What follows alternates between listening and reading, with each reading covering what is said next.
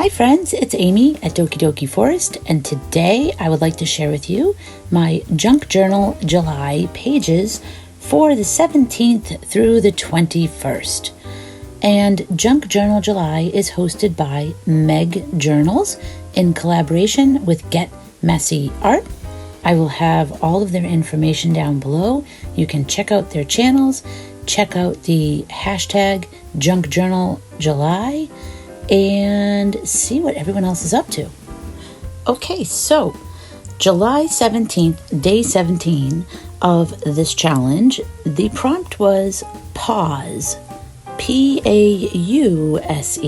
pause, and I thought I would have a little creature who is pausing, who's taking a little rest, a little break, but they also have large paws, P-A-W-S. So pause and pause. So this little beastie is just, they've had a busy day, or maybe not. Maybe they're just enjoying a nice sun bath. But either way, they know how to relax and take it easy, recharge and refresh when they need to, which is something that I could definitely learn from. I don't know about you, but for me, I have a really hard time just relaxing. I always feel like, I gotta do this, gotta do that, So this is a good reminder to kind of take a deep breath, roll your shoulders, maybe get out of your chair and stretch. Maybe, if you can, go outside and go for a walk. Just little things to kind of recharge yourself, whether it's for 30 seconds or 1 minute or anything. Like I said, even just one deep breath, just anything to kind of take care of yourself for just a moment. So I decided to use these watercolors that I just picked up. This is a new tin of metallic shiny watercolors. I had bought one from this brand before, but they were winter colors. I think they're all blue, and honestly, I don't think I actually opened them up and used them. So I like these colors because, of course, I love green. And I always think of green as being a very relaxing and peaceful sort of color. So I thought for this page, I'll just use whatever is in this watercolor tin. It has a few different greens. A nice, I think it's Inca Gold is the gold color name. It's really pretty. And then I just added a little bit of colored pencil just to add some blush. So we glue them down, and then I have this sheet of stickers from Sticky Kit, and I thought these are nice and green. I was looking for something that had leaves, and I saw this sticker sheet, which I've had for literally years, waiting for the perfect page. I said, I'm just going to use them. Here I'm setting up the next day. So this is July 18th, favorite supply. And I knew the first thing I had to do was to cover up that white background. I needed a black background preferably, or at least a dark background. So this is a sheet of notebook paper. It's just black notebook paper that I had wiped some extra paint on.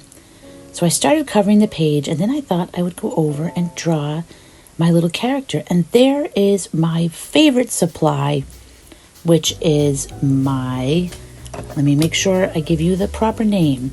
It is the Uniball Signo white gel pen. This is my favorite white gel pen. I've tried some other ones, and this has been my favorite one.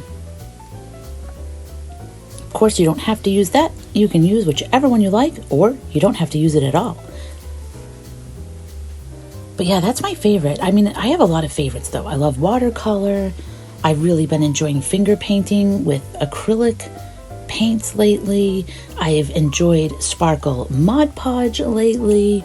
I feel like there's so many different things. I'm really enjoying just gluing lately in a glue book. So many different supplies.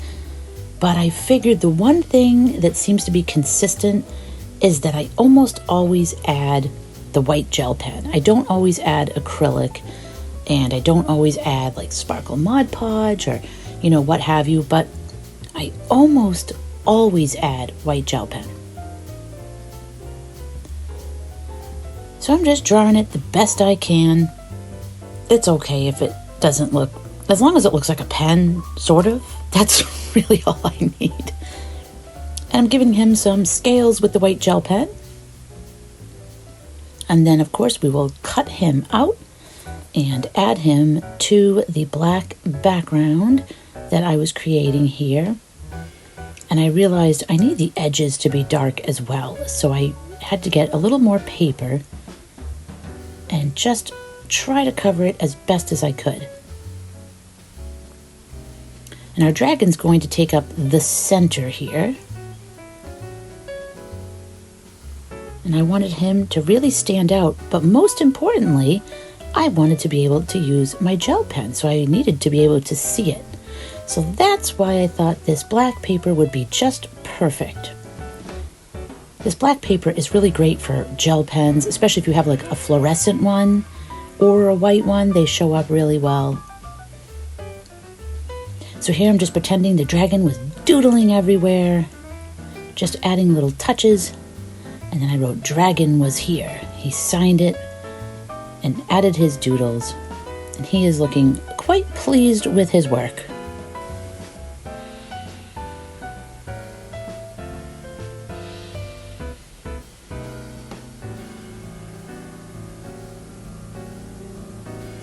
And I'm just trying to fill in as many little spaces as I can. If I see a space, I'll add some dots. Just fill it up. Like he just went crazy with the gel pen. Now I'm working on my next page, and on this one I'm going to combine 2 days, 2 prompts together. So this is the 19th and the 20th. And the 19th was interactive, the 20th was letter to myself.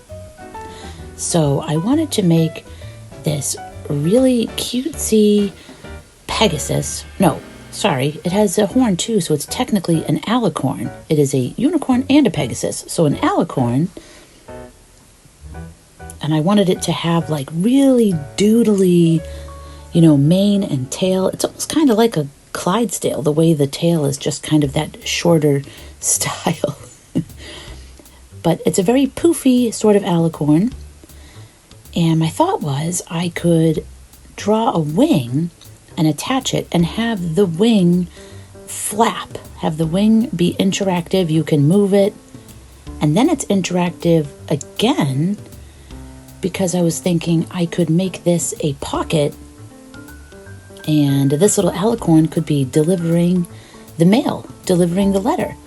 And I would make a letter, do the letter to myself, and write it really small. So not too much, just a few words, make it small, tuck it in a tiny envelope, and then tuck it into the alicorn pocket. And some gold, some colored pencil, and that will pretty much complete this alicorn. And then we'll just cut it out. Oh no, gel pen, of course. What am I thinking? I forgot. I had to give him some little dots. It's got a little speckled pattern. So I lost some of the footage. I apologize for that. I don't know what was going on. I kept like stopping and starting because I was there was just a lot going on in the house. So I had to keep stopping and starting. So I think I just forgot to record part of it. So I apologize for that. But here I am making the pocket. The only thing I think you've missed is I just glued down tissue paper for the background, and then I painted the other side of the wing because I realized when it flapped, you would need to have both sides painted.